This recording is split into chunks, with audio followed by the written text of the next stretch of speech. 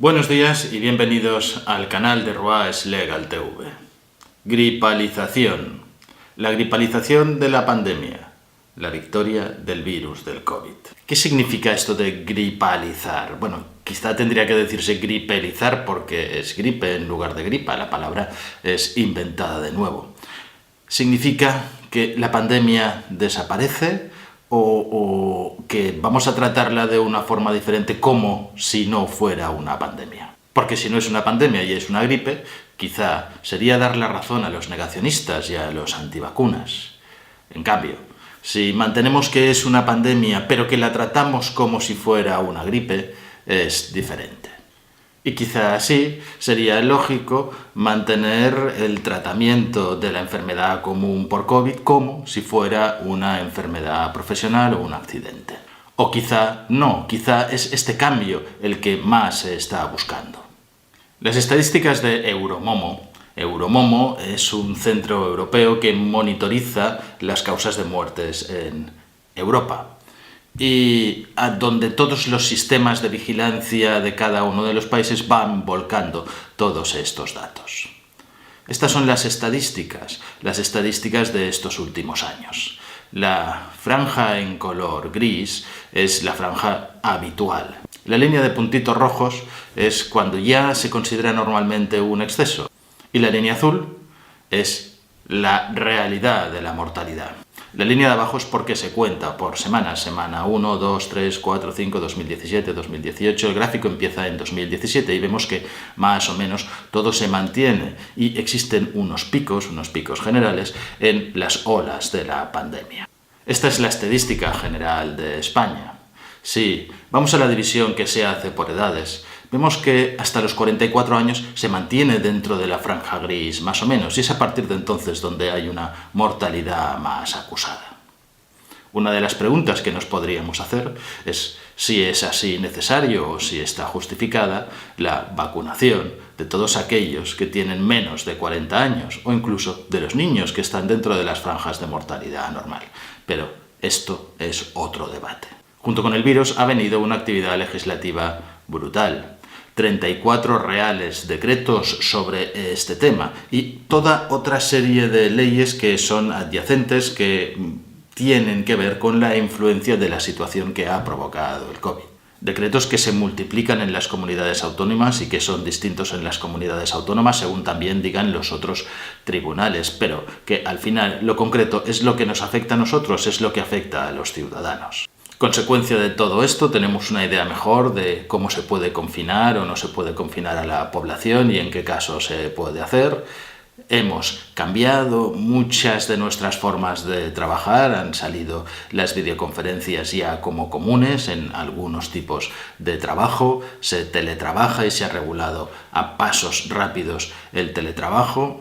Ha generado unos nuevos tipos de ERTE que está bien y que serán para aquellos casos de crisis macroeconómicas o crisis sectoriales fuertes, que van a ser financiadas las cotizaciones a la seguridad social en estos casos de crisis por aportaciones del Estado y cotizaciones a la seguridad social, es decir, un gasto más que nos trae la pandemia. Ha precipitado leyes nuevas como las del ingreso mínimo vital en algunas comunidades autónomas y se está debatiendo en Estado, las limitaciones al alquiler, el alquiler social, debates que podían ser socialmente muy necesarios pero que han resultado precipitados. A nivel económico, Europa ha ido prestando dinero, inventándose dinero que ha provocado una inflación galopante.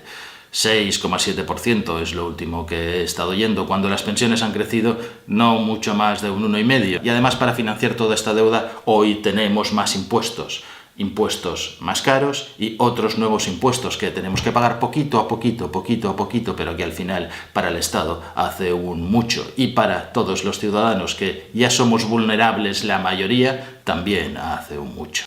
Y una de las modificaciones más importantes que para los ciudadanos ha tenido la pandemia es que se ha legislado que sea una enfermedad común, pero que a nivel de incapacidad temporal se cobre el 100% desde el primer día.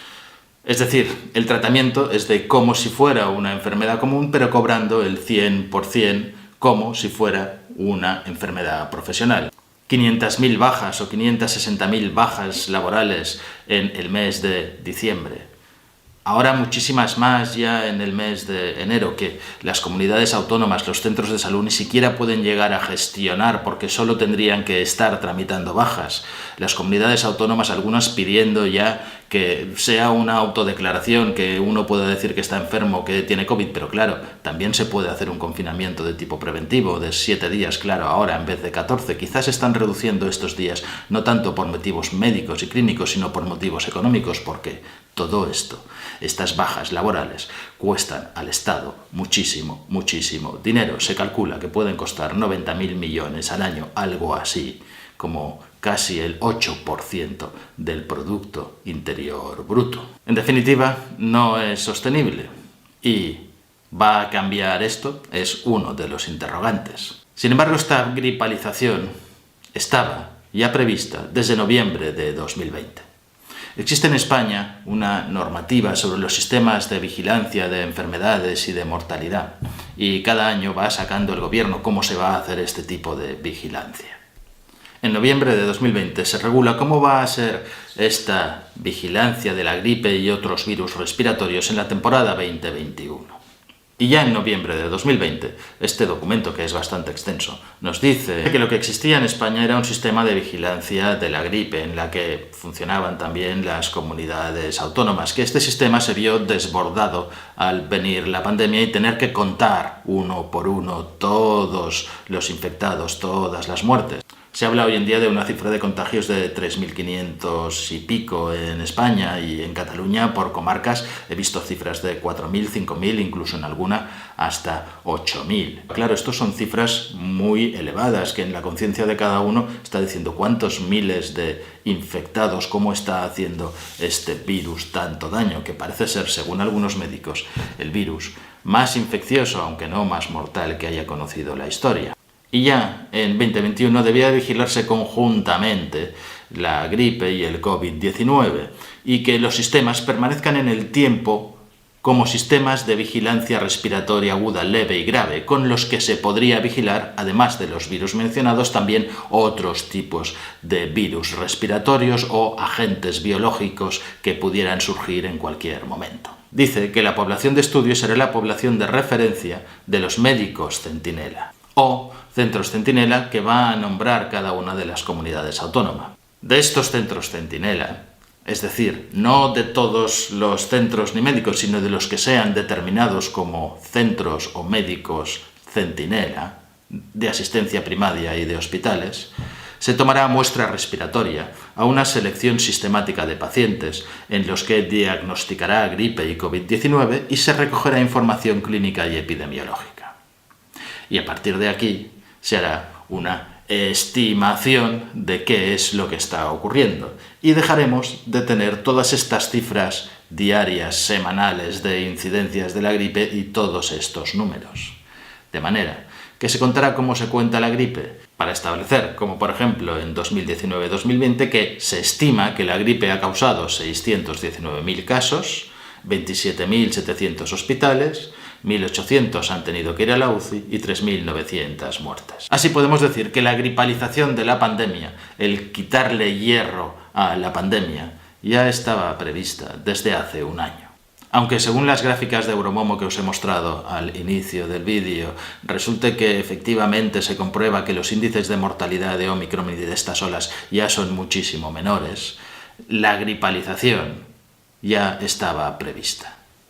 Mosquea tanta previsión en algunas cosas. Desde el punto de vista económico, también ha habido muchas consecuencias. Una de ellas, y de las más importantes, es esta galopante inflación que ya estaba prevista y de la que ya os he hablado en otros vídeos, sobre que tu dinero valdría menos o sobre las crisis que tenemos que afrontar. Influyen muchas cosas, pero también algunas de las que están pasando últimamente, como por ejemplo el desabastecimiento que viene provocado por los problemas de transporte de todas las materias de la fábrica mundial que es China. De esto os he hablado ya en un vídeo que es la economía de la escasez, y en ese vídeo os explico que ya algunas navieras americanas, navieras muy importantes, habían previsto que se produciría un colapso de los transportes en China sobre estas fechas, y sin contar con la pandemia. En cuanto a los precios de la luz y a los precios de la electricidad, teníamos un contrato España con Argelia, un contrato que acababa el 31 de agosto, y el día 30 de agosto fue la ministra corriendo a Argelia a ver qué se podía hacer. Se sabía también que ese contrato terminaba el 31 de agosto. Y ahora los ciudadanos tenemos que asumir este incremento de costes que se repercute en todo porque son materias primas, porque es necesario que las cosas viajen, porque la fábrica está en China y porque la electricidad es necesaria para todo. Me mosquea tanta pasividad en estos temas que son cruciales. O quizá es que efectivamente todo se está haciendo para caminar hacia las previsiones de la Agenda 2030. ¿Y ahora qué cuando se gripalice la pandemia? Cuando la pandemia se convierta en una enfermedad común. Una enfermedad común, de verdad, tratada como una enfermedad común. ¿Se seguirán estos ritmos de vacunación en Europa con terceras dosis y ya algunos empezando a hablar de cuartas dosis y algunos médicos también criticándolo por un exceso de dosis de inmunización? ¿Seguirá este tratamiento de enfermedad profesional a las bajas por COVID que tanto dinero cuestan? ¿Seguirá todo este control entre los vacunados y los no vacunados, este pasaporte COVID y la necesidad de identificarse? ¿Se impondrán nuevas limitaciones a los no vacunados? ¿Se les cobrará un impuesto de lo que ya se está empezando a hablar en Inglaterra y en Canadá? ¿Se seguirán tomando medidas para paliar los efectos de esta pandemia en determinados casos en los que haya una afectación más o menos directa? ¿O se comercializarán estas nuevas pastillas como si fueran analgésicos para paliar los efectos del COVID y que sea una enfermedad común? No se ha podido erradicar al virus. Y el mensaje de esta gripalización es que nos acostumbremos a convivir con él y que nos acostumbremos a que esta va a ser la normalidad. Si te ha gustado el vídeo, dale al like, dale a la campanilla para recibir notificaciones de los nuevos vídeos, suscríbete al canal y pon tus comentarios. Seguro que tienes algo que decir.